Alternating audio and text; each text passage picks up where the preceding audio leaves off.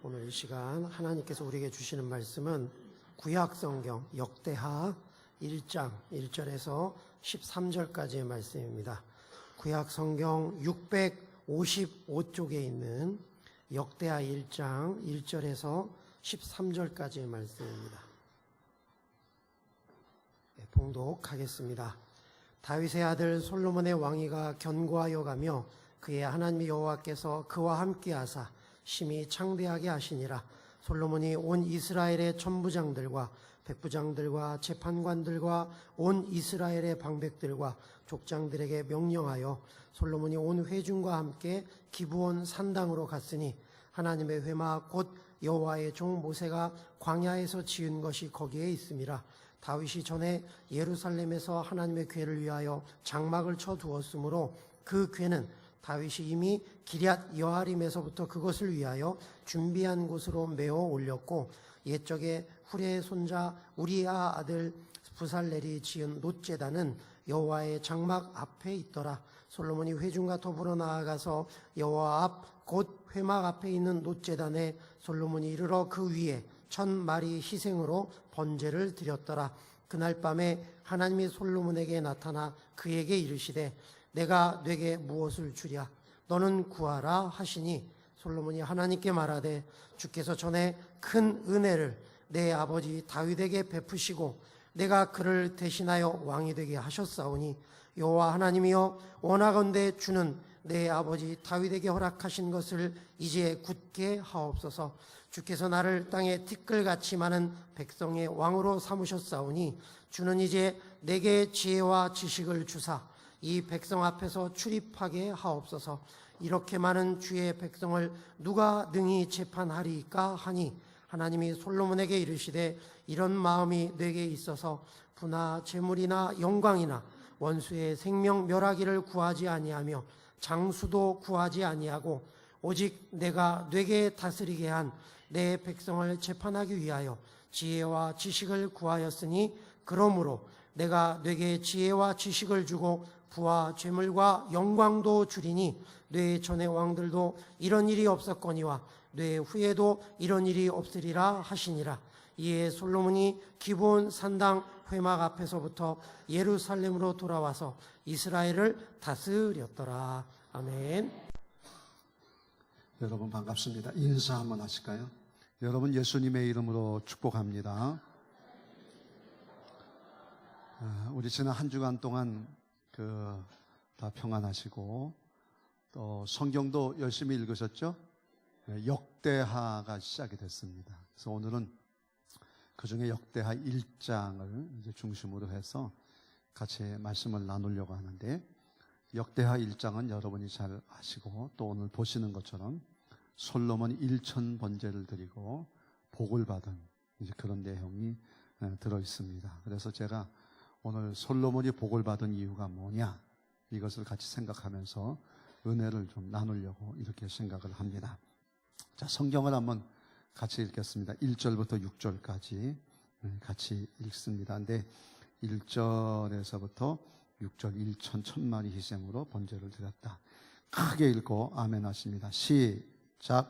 다윗의 아들 솔로몬의 왕위가 견고하여 가며 그의 하나님 여호와께서 그와 함께 하사 심히 창대하게 하시니라. 솔로몬이 온 이스라엘의 천부장들과 백부장들과 재판관들과 온 이스라엘 방백들과 족장들에게 명령하여 솔로몬이 온 회중과 함께 기브온 산당으로 갔으니 하나님의 회막 곧 여호와의 종 모세가 광야에서 지은 것이 거기에 있음이라. 다윗이 전에 예루살렘에서 하나님의 궤를 위하여 장막을 쳐 두었으므로 그 궤는 다윗이 이미 기럇 여아림에서부터 그것을 위하여 준비한 것으로 메어 올렸고, 옛적에 홀의 손자 우리의 아들 부살렐이 지은 놋제단은 여호와의 장막 앞에 있더라.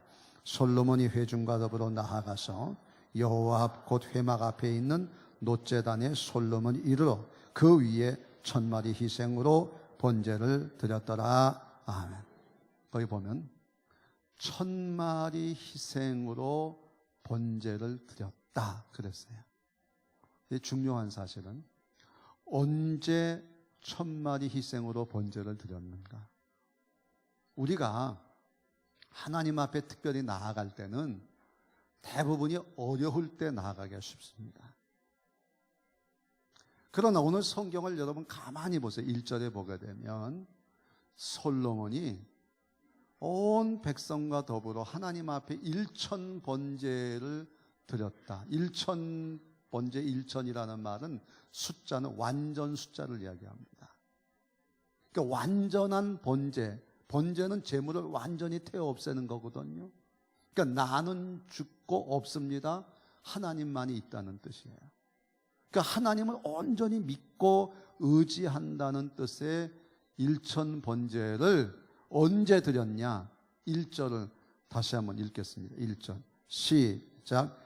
다윗의 아들 솔로몬의 왕위가 견고하여 가며 그의 하나님 여호와께서 그와 함께 하사 심히 창대하게 하시니라. 아멘. 심히 창대하던 그 왕위가 견고했던 그때에 하나님 앞에 1천 번제를 드리는 거예요. 우리가 어려울 때 하나님 앞에 엎드리는 것은 참 쉽습니다. 어떻게 보면. 그러나 살기 편할 때 하는 것은 쉽지 않아요. 그러니까 우리는 흔히 그러죠. 내가 부자만 돼봐라. 내가 남이 없는 권력만 있어봐라. 나는 정말 하나님 앞에 하나님의 교회를 위해서 뭔가 헌신하고 내 그렇게 살 거다. 그렇게 생각을 합니다. 과연 맞는 말일까요? 절대 그렇지 않습니다.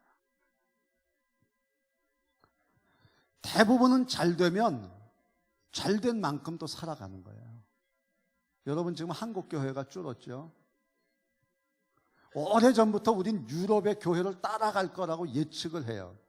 그 이유가 뭔지 아세요? 딴 거 아닙니다. 우리나라가 유럽처럼 잘 살게 되면 자연히 교인 수가 줄어든다는 겁니다. 왜? 내 돈 가지고 할 수 있는 일이 많아졌어요.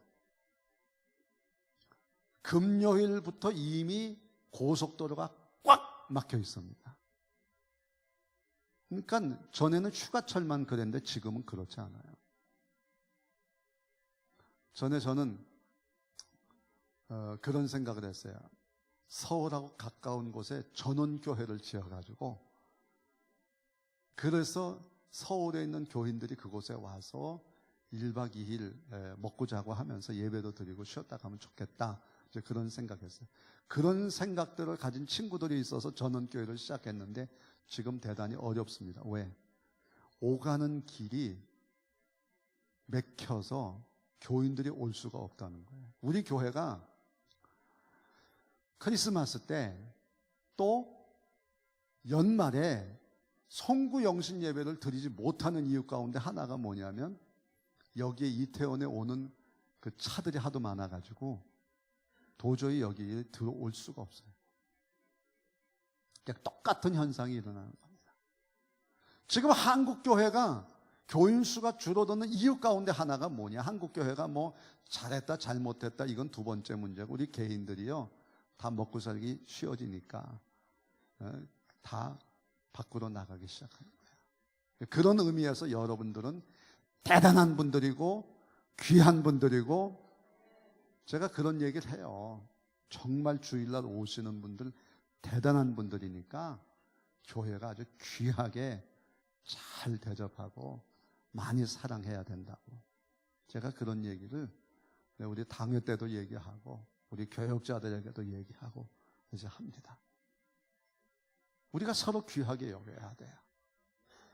근데 솔로몬이 언제 1천 번제를 드렸냐 그랬더니 왕위가 견고하고 하나님이 심히 창대하게 하던 그때에 하나님 앞에 엎드려서 1천 번제를 드리는 것입니다.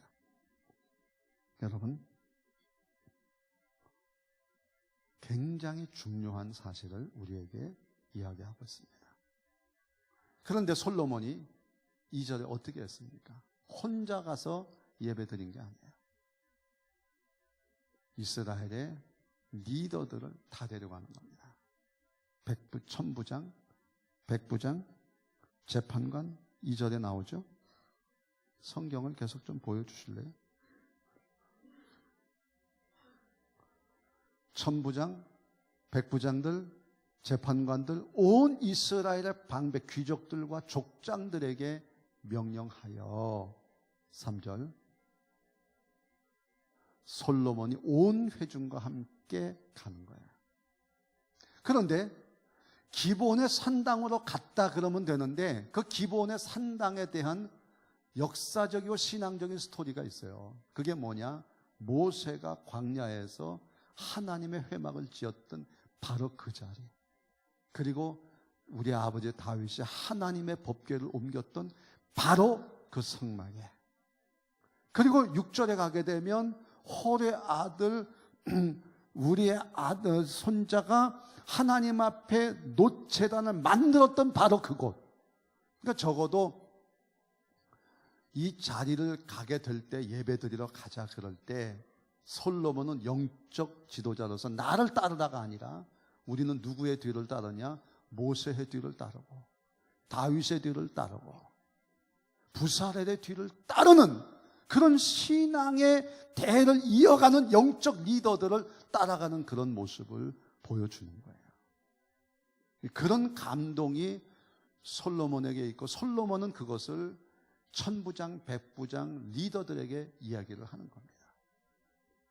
우리가 영적 리더라고 할 때 나를 따라다가 아니라 우리의 신앙의 선배들을 거론하면서 우리도 그 길을 가자. 제가 전에 교회에 있을 때도 많은 분들이 그런 얘기해요. 우리 아버지가 이 예배당을 질 때 돌을 지어 날라서 지은 예배당이다. 그게요, 그에게는 엄청난 감동이, 그가 예배를 드려야 되는 이유 가운데 하나가 그 안에 있어요. 그런 헌신이 있었던 곳에 그런 영적 리더들을 따르고자 하는 그런 안타까운 마음을 가지고 권면을 하는 거. 우리도 그 길 따라가자, 그 얘기하는 거예요. 여러분, 누구 길 따라가겠어요? 그렇게 신앙 좋은 이들을 우리가 기억하면서 그들의 길을 따라가는 그런 교회가 역사가 있는 교회고, 바로 된 교회고, 위대한 인물들이 배출되는 그런 교회가 되는 거예요. 이제 그런 감동을 가지고 함께 나아가는 거예요. 혼자가 아닙니다. 어떤 자리에? 예배의 자리에. 솔로몬이 복을 받은 이유는 딴 거 아닙니다. 잘 될 때, 평안할 때, 정말 부족한 것이 없이 잘 될 때, 그럴 때 하나님 앞에 겸손하게 무릎을 꿇는 거예요. 그래서 솔로몬을 표현할 때도 다윗의 아들 솔로몬. 그러니까 내가 잘난 거 아니에요. 나에게는 아버지 다윗이 있었기 때문에 오늘 내가 있어요. 여러분, 그렇게 자녀들이 자랑스럽게 여기는 부모가 되기를 주의 이름으로 축원합니다. 그런 영적인 대를 이어서 정말 하나님을 의지하는 그런 신앙의 가문과 그런 교회가 되어야 되지 않겠어요? 오늘 그것을 우리에게 말씀하고 있습니다. 일천번제, 그냥 일천번제가 아니라 그 완전한 번제의 제사 속에는 이런 영적 흐름이 있는 거죠. 하나님께서 그런 예배 속에 하나님 복을 주시는 거예요. 여러분에게 이런 복이 있기를 주의 이름으로 축원합니다. 자, 7절부터 13절까지 이제 봅니다. 하나님이 이제 나타나서 무엇 주랴, 이제 그렇게 이야기를 하죠. 7절부터 그날 밤에 시작. 그날 밤에 하나님이 솔로몬에게 나타나 그에게 이르시되 내가 내게 무엇을 주랴? 너는 구하라 하시니 솔로몬이 하나님께 말하되 주께서 전에 큰 은혜를 내 아버지 다윗에게 베푸시고 내가 그를 대신하여 왕이 되게 하셨사오니 여호와 하나님이 원하건대 주는 내 아버지 다윗에게 허락하신 것을 이제 굳게 하옵소서. 주께서 나를 땅에 티끌같이 많은 백성의 왕으로 삼으셨으며 주는 이제 내게 지혜와 지식을 주사 이 백성 앞에서 출입하게 하옵소서. 이렇게 많은 주의 백성을 누가 능히 재판하리까 하니 하나님의 솔로몬에게 이르시되 이런 마음이 내게 있어서 부나 재물이나 영광이나 원수의 생명 멸하기를 구하지 아니하며 장수도 구하지 아니하고 오직 내가 내게 다스리게 한 내 백성을 재판하기 위하여 지혜와 지식을 구하였으니 그러므로 내가 네게 지혜와 지식을 주고 부와 재물과 영광도 주리니 내 전의 왕들도 이런 일이 없었거니와 내 후에도 이런 일이 없으리라 하시니라. 이에 솔로몬이 기브온 산당 회막 앞에서부터 예루살렘으로 돌아와서 이스라엘을 다스렸더라. 아멘. 이 13절에 보면요, 솔로몬이 그냥 예루살렘에 와서 다스렸다 이렇게 말할 수도 있는데, 기브온 산당 회막에서부터 예루살렘까지예요. 하나님 앞에 예배하고 하나님 앞에 헌신하고 하나님 없이는 못 살겠다라고 하는 믿음의 고백, 그 고백이 어디까지 이어지느냐? 예루살렘까지 이어져서 삶의 현장에서 그것을 나타내고 있는 겁니다. 여러분, 그런 영적인 감각을 가지고 이 세상을 살아가는 거예요. 하나님과의 만남, 하나님의 주신 은혜, 그 은혜 받은 자로 세상에 나아가서 자기 역할을 감당하는 거예요. 여러분, 그런 영적 감격의 삶이 여러분이 이제 예배 마치고 돌아가는 가정과 일터와 삶의 현장 곳곳에서 이루어지기를 주의 이름으로 축원합니다. 그래야 되는 거예요. 그래야 되는 거예요. 근데 오늘 하나님께서 솔로몬에게 나타나셔가지고 말씀을 하시죠. 솔로몬아, 내가 네게 무엇을 주랴? 너는 내게 구하라. 여러분, 만약에 하나님이 여러분에게 지금 나타나셔가지고 소리를 내서 말씀하기를 내가 너한테 무엇 해주랴? 내게 구해. 그러면 여러분 무엇을 대답하시겠어요? 여러분, 이 시간 여러분이 하나님을 지금 만나는 장소예요. 만나는 시간이잖아요. 만약에 하나님이 여러분에게 그렇게 물으시면 뭐라고 대답하세요? 어떤 분이요? 이건 조크예요. 기도하는데 하나님이 진짜 나타나셔가지고 그래, 내가 너한테 어떻게 주랴? 그랬더니 이분이 그냥 기뻐가지고 막 이거 해주세요. 이렇게 하면 얼마나 좋겠어요. 심장마비로 죽었대요. 왜? 기도해도 하나님이 내게 음성 들려주면 기대를 안 했기 때문에. 기대를 안 했기 때문에. 여러분, 오늘 하나님께서 이 시간 내게 물으시면 뭐라고 대답하시겠는지 여러분 한번 속으로 자문해 보시기를 바랍니다. 솔로몬은 이것에 대해서 분명하게 이야기를 합니다. 하나님, 나는요, 내가 어떤 사람인가를 난 잘 압니다. 아버지 다윗을 대신해서 내가 왕이 됐습니다. 나는 내가 아니에요. 난 그냥 아버지를 대신하는 그 사명과 책임이 나한테 있어요. 그리고 동시에 하나님이 맡겨주신 백성들이 나한테 있습니다. 다스리라고. 그는 언제나 자기에게 주어진 사명 앞에 정직했어요. 이거는 아버지가 하던 일을 내가 하는 것이고 또 이건 하나님이 내게 맡겨준 사명이다. 늘 그런 마음을 가지고 있었기 때문에 그 마음 속에 있었던 걸 끄집어내놓는 거예요. 뭐라고 끄집어내느냐? 하나님, 내가요 이렇게 큰 일을 내게 맡겨주셨는데 내가 이걸 감당할 만한 능력이 없어요. 감당할 수 있도록 지혜 주시고 지식 주시기를 바랍니다. 여러분, 얼마든지 내게 돈을 달라, 군대를 달라, 내게 권력을 강하게 해달라 그럴 수 있어요. 나를 키워달라고 할 수 있어요. 내 힘을 키워달라고. 그러나 솔로몬은 그렇게 얘기하지 않습니다. 하나님, 내게 이들을 잘 다스릴 수 있는 지혜와 지식 주시기를 바랍니다. 여기에 지혜만이 아니라 지식도 필요해요. 여러분, 상당한 식견도 필요합니다. 세상이 어떻게 돌아가는지조차는 알아야 돼요. 그냥 내 생각대로만 하면 안 돼요. 지식도 주시고 지혜도 주시고 감당할 만한 능력이 있어야 돼요. 그렇게 해달라고 하나님 앞에 구합니다. 하나님께서 어떻게 하세요? 그래, 내가 내게 복을 주겠다. 제가 어느 글을 하나 이렇게 읽는데 그 글의 제목이 뭐냐면 참신자와 미혹된 자는 어떤 차이가 있을까? 제가 보니까요 다 똑같아요. 그래서 인터넷으로 이렇게 보는 거니까 글이 잘 안 보여가지고 뭐 똑같은데 뭐가 차이가 있나 하고 좀 가까이 가서 봤더니요 딱 한 가지예요. 그 문장 첫째, 둘째, 셋째, 넷째, 다섯째 하는데 교회를 열심히 다닌다, 성경을 열심히 읽는다, 뭐 헌금을 잘한다, 뭐 한다 이렇게 돼 있어요. 그런데 그 밑에 차이가 뭐냐? 참신자와 마귀에게 미혹된 자의 차이가 뭐냐? 마귀에게 미혹된 자는 이기적이에요. 자기만 생각해. 항상 모든 것이 자기 기준이야. 자기가 왕노릇해요. 여러분 하나님 앞에 예배하면서도 늘 자기가 우선이야. 교회 봉사하면서도 자기가 우선이야. 그게요 마귀에게 미혹된 자야. 하나님의 성령에 감동된 자는 언제나 나보다 남을 생각하는 거예요.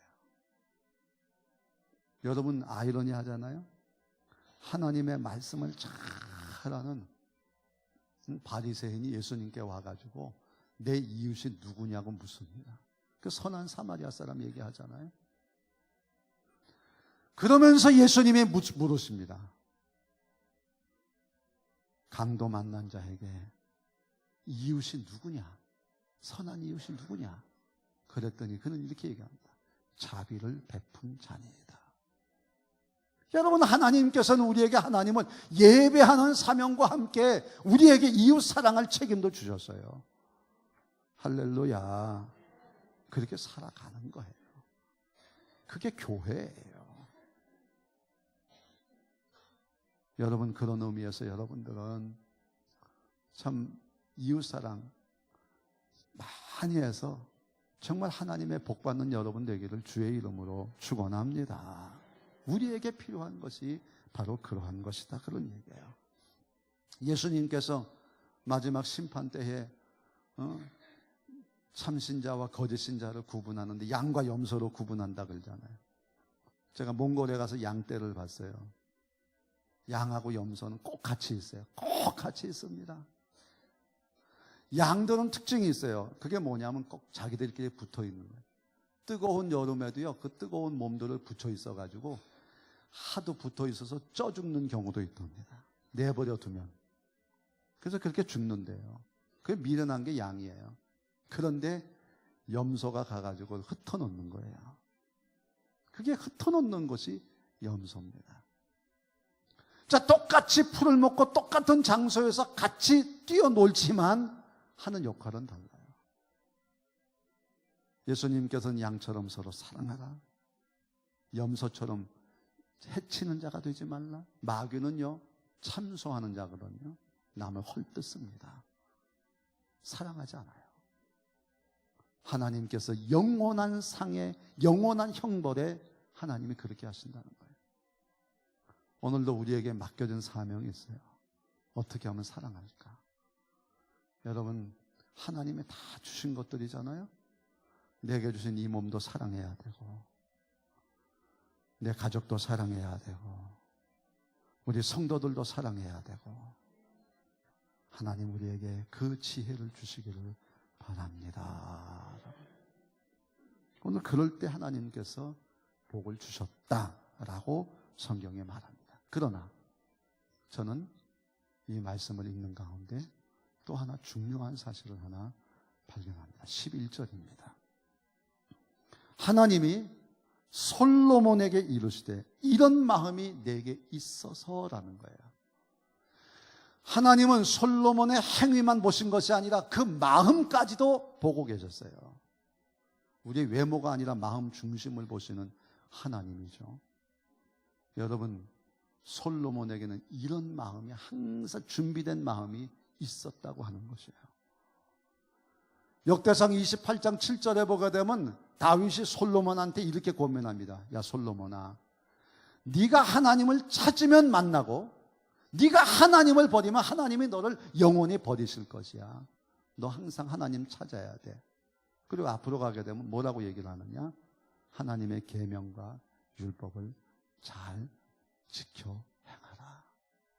여러분, 하나님의 말씀을 묵상했던 마음이, 복 있는 마음이 솔로몬에게 있었던 것이에요.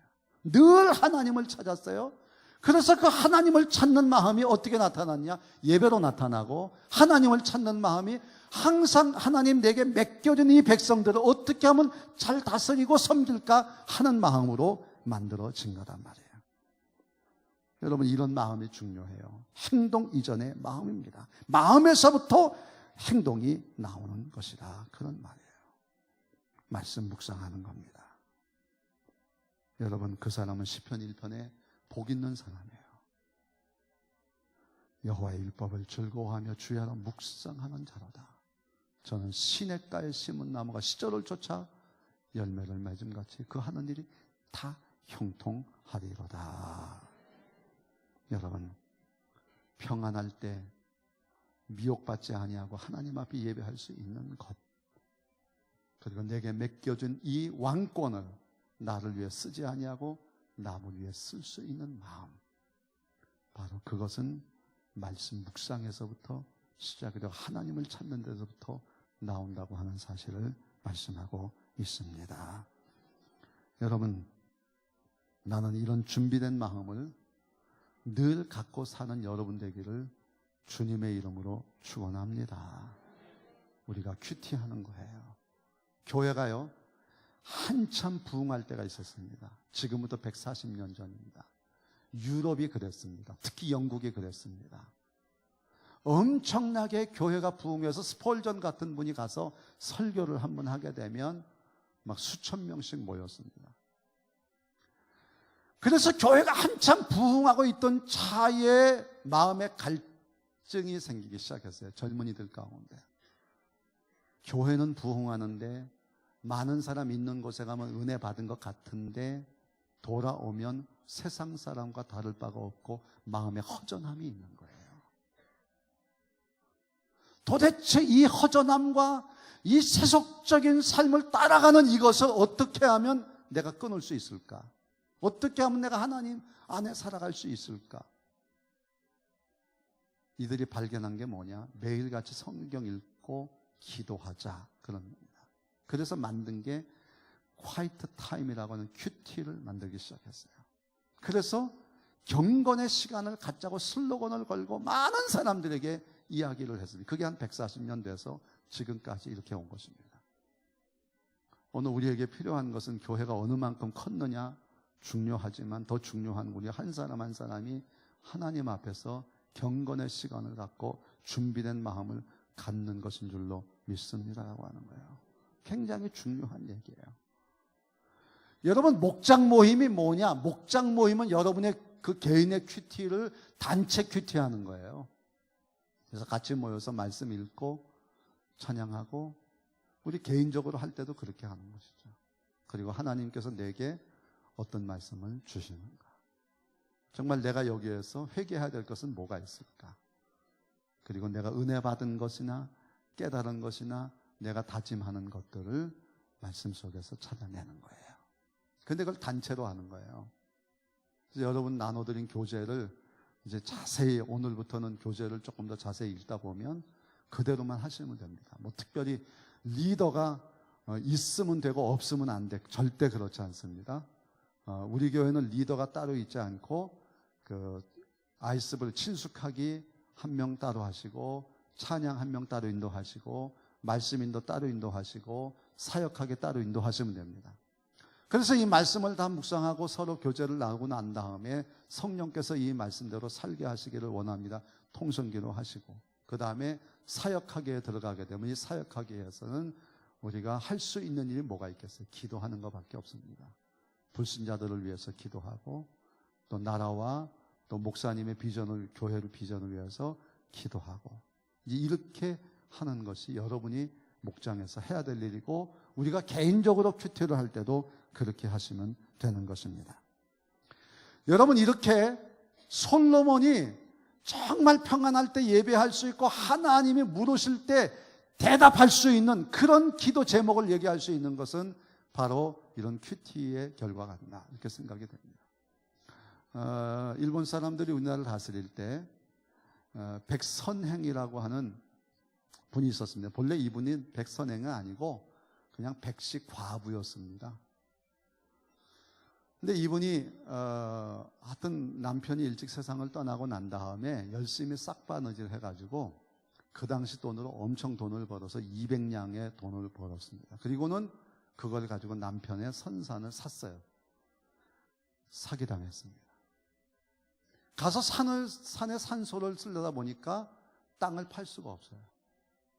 돌산이라서. 그 사람들이 다 그랬어요. 백가부 망했다.